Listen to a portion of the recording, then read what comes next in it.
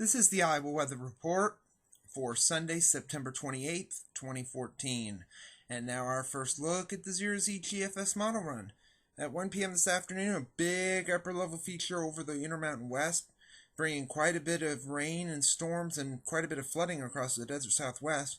This will slowly be moving toward our east, bringing some rain and maybe even far high mountain snow across the Colorado Rockies. Otherwise, around here, it'll be mostly sunny. Highs still remaining quite warm. Highs upper 70s to lower and middle 80s. Looks to also be the case here on Monday as well, with readings mainly in the upper 70s to lower and middle 80s with plenty of sunshine, a few afternoon clouds. Storm system off to our west continues to inch closer and could be in our area as we move into Tuesday, especially in our western counties, say around Siouxland down through the Missouri River Valley toward Omaha Council Bluffs. They could see some afternoon showers and storms. The rest of the state still remaining dry with highs in the 70s to around 80. You can say goodbye to those temperatures for quite a while, it looks like. As we move into October and move to Wednesday, the frontal system will be slowly moving through the state. Showers periodically with a few thunderstorms around as well. And then Thursday, same story. The first low pressure system is way off to our north. A new system forms, a low pressure center over the Kansas-Oklahoma border. And this will be tracking northeastward along the front. This could enhance the showers and a rumble of thunder or two Thursday night into the day, or at least the first half of Friday. Then very cold temperatures coming in behind it. Could see temperatures dropping into the 60s for highs on Friday with some clouds slow clearing.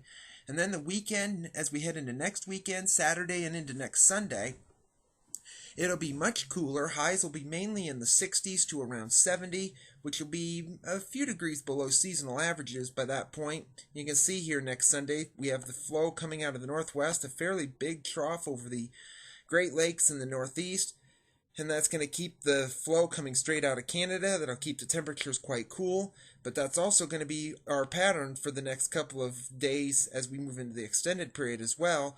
A little bit of precipitation across the Great Lakes in the northeast. Pretty much from here to our south and west looks fairly dry.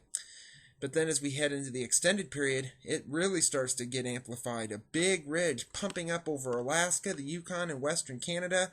And that's going to take a lot of cold air up in the Arctic and start plunging it southward toward the Midwest, the plains, and the Great Lakes. You can see this frontal system here with some showers and maybe a thunderstorm or two along it, and the 540 line diving well into Minnesota and the Dakotas, so quite a bit of cold air, some snow up in Canada, even maybe in far northern Minnesota. At the end of the forecast, October 13th, we still have this pattern. Ridge pumping up over eastern Alaska, the Yukon, western Canada. The cold air still pumping straight southward across Canada and into the United States.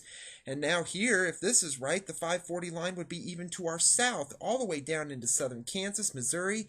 If this is right, we could see wintry precipitation, but don't take that into stone yet, because that's still more than 2 weeks away, and the satellite image from last evening doesn't show anything like that right now. It shows that storm system off to our west with some rain, maybe some very high elevation snow, a couple of clouds across the Gulf Coast, elsewhere fairly calm and quiet, and you can see that with the watch warning map.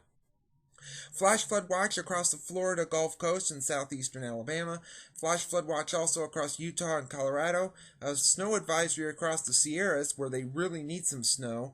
And you can see the QPF chart. Precipitation over the next 5 days through Thursday evening at 7 o'clock, showing heaviest rain will be across the southeast, maybe 3 to 5 inches. Around here we'll see maybe about an inch, but this will be in a couple of days' time with that system that will be slowly moving in from the west.